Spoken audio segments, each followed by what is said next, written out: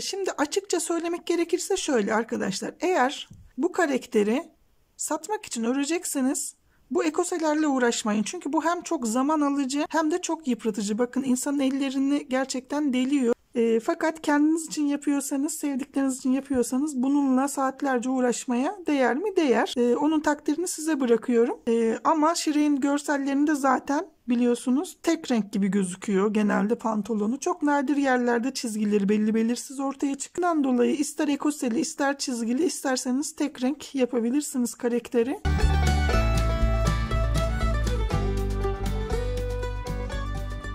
Şimdi bu pantolonda biliyorsunuz şöyle çizgiler yaptık. Şurada kullanmış olduğunuz renklerdeki iplerin şöyle katlarını ayırıyorsunuz arkadaşlar.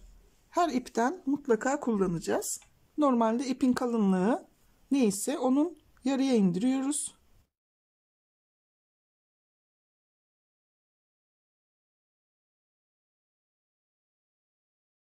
İkişer katını ayırmış oldum. Her birinden bu şekilde katlarını ayıralım. Bakın kahverengi, hardal ve yeşil. Şimdi ben aslında bu şekilde çizgili bırakmayı düşünüyorum. Büyük ihtimalle böyle bırakacağım.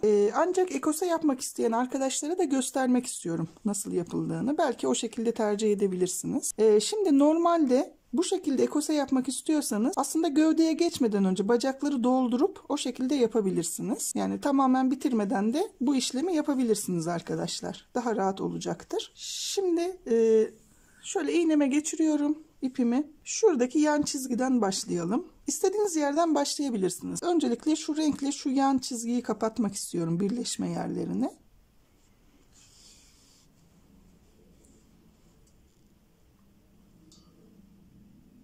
İpimizi iğnemize taktıktan sonra şu sık iğnelerin birini alttan birini üstten geçireceğiz ipimizi. Bakın şimdi bunu altından geçiyorum, şunun üstünden geçiyorum, bunun altından geçiriyorum.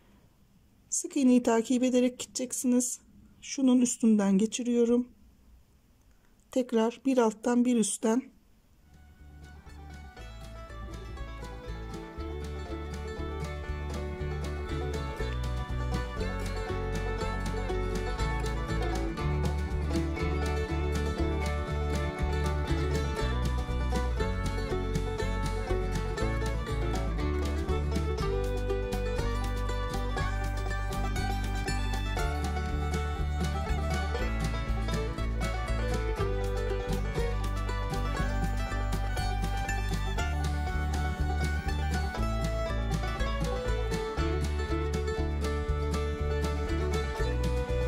Yukarıya kadar gideceğim bu şekilde.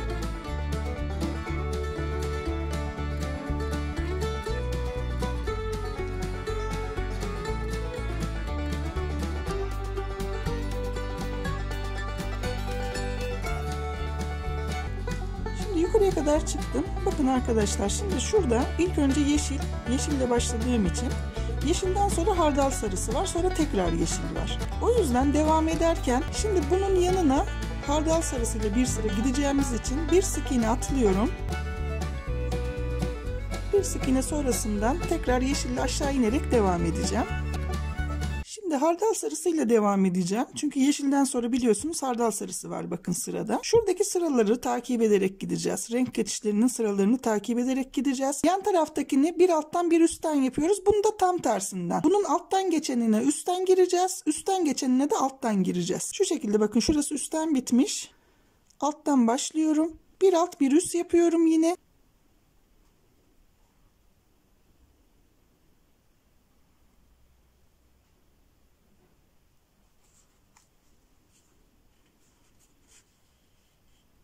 Bakın üstten geçtiğim yerde burada alttan geçiyorum. Alttan geçtiğim yerde üstten geçiyorum. Tam tersini yapıyoruz yani. Bu sırayı takip ederek yapacağız.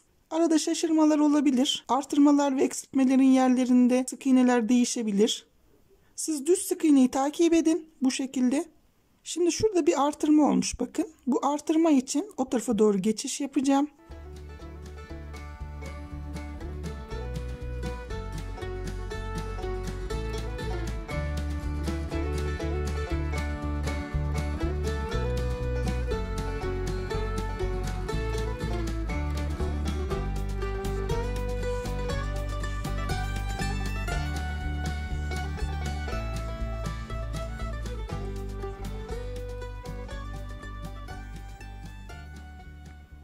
Şimdi şurada artırma oldu. Bakın şurada artırma olduğu için sık iğnemi, şu sık iğneyi düz takip etmem gerekiyor. Bozmayacağım. Sık iğnemi düz takip edeceğim.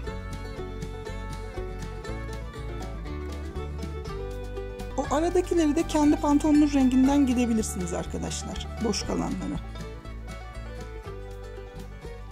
Daha sonradan pantolonun renginden giderek tamamlayacağım. Bir yerde bırakacağım. Daha sonra kullanmak üzere iğnemi çıkarttım. Tekrar yeşile takıyorum. Yeşile taktım. Çünkü bakın bir yeşil, bir hardal sarısı, bir yeşil olduğu için. Şimdi hardal sarısını yapmış olduğum sıranın tam tersi, bir alttan bir üstten sırayı terse çevirip devam ediyorum.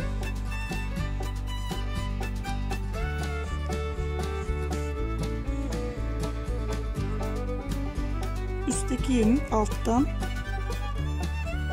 geçtiğimi üstten geçiyorum, bakın. Tam tersi oluyor. Bu şekilde yapacaksınız.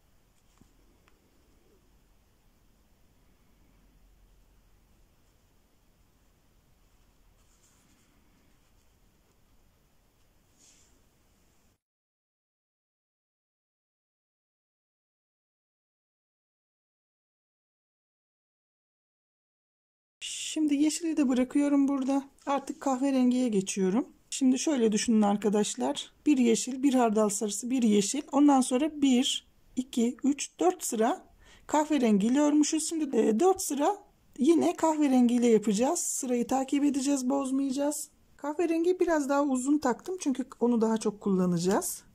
Aynı şeyi tam şu yeşilin tersine kahverengiyle gidiyorum. Üstte kalan yerde alttan geçeceğim.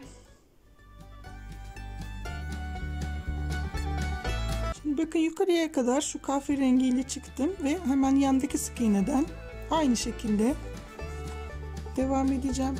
Bir alt bir üst ve yandakinin tam tersi ne yaparak devam edeceğim.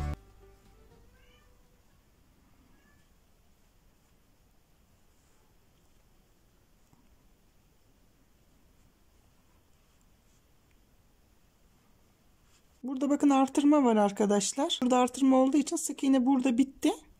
Diğer sık iğne devam ediyor. Bunu da burada bitireceğim.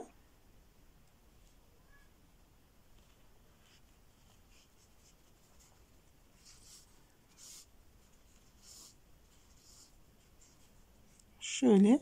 Şurası sık iğnenin bittiği, arttığı yer, yani başladığı yer. O yüzden şuradan atlıyorum. Aşağıdan başlayacağım, devam edeceğim.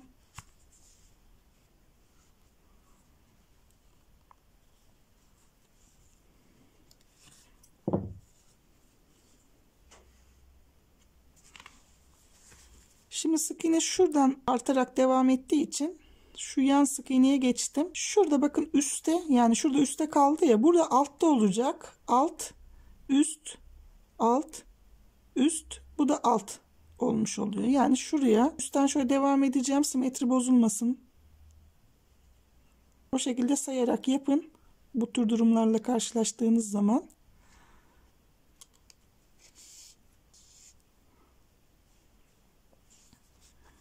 Şimdi yukarıya kadar 3. sırayı yapacağım. Tekrar dönüp 4. sırayı aşağıya kadar yapacağım. Ondan sonra şu renge geçeceğiz. Kiremit rengine geçeceğiz.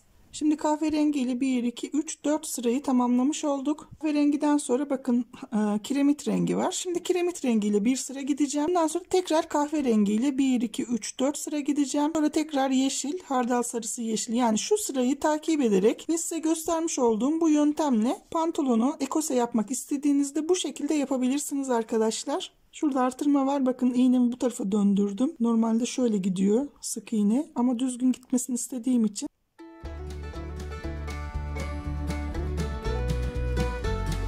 bu bu şekilde çalışarak pantolonumuzu tamamlayalım. Şimdi bundan sonra kiremit renginden sonra bakın 1, 2, 3, 4 sıra kahverengi var. 4 sıra kahverengiyle gidip geleceğim. Sonra bir yeşil, bir hardal, bir yeşil yapıp tekrar kahverengiyle gidip geleceğim. Şu rengi takip etmek. Renk geçişlerini kaç sıraysa işte bir sıra kiremit rengi ise bir sıra kiremit rengiyle gidiyorsunuz. 4 sıra kahve ise yanında 4 sıra kahveyle yapıyorsunuz. Ve önemli olan bir üstten bir alttan geçerken bunların ters olması. Yani şunu üstten geçtiyseniz yanındakini alttan geçiyorsunuz. Bunu alttan geçtiyseniz yanındakini üstten geçiyorsunuz. Bu şekilde yaparak tamamlayalım. Ondan sonra işlemlerimiz bitmiş olacak.